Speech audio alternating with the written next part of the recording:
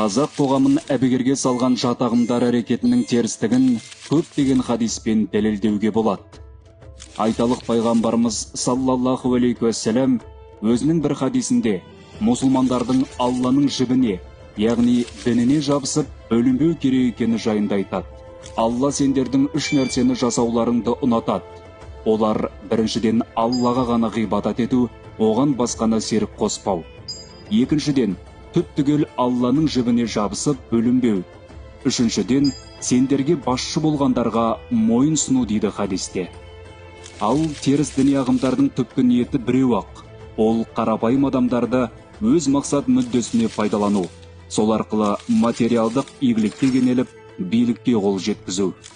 Олардың халыққа тигізетін зиянына тоқталсақ, біріншіден, жат ағым қатарына қосылған жаңа мүшелер психологиялық қысымға ұшырайды.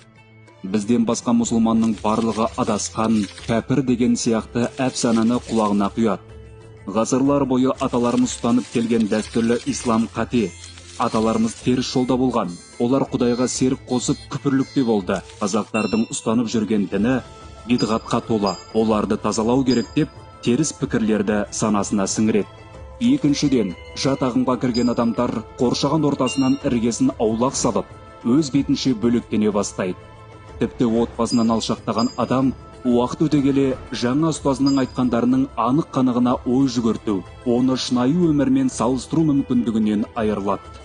Үшіншіден, қауіпті ағымдар адамдардың ойлау қабілетін тежейтін түрлі әдістерді қолданады.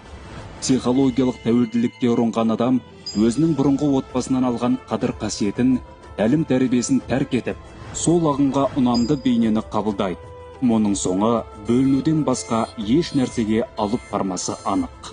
Ата-бабаларымыздың ұстанған жолы ауызбіршілікпен ел болу еді. Алла тағала Құранда түп-түгел Алланың жібіне, яғни дініне жабысыңдар да бөлінбеңдер дегендей, мерей тасыған, мейірімі төгілген ел боламыз десек, ынтымағымыздан айырылмайық.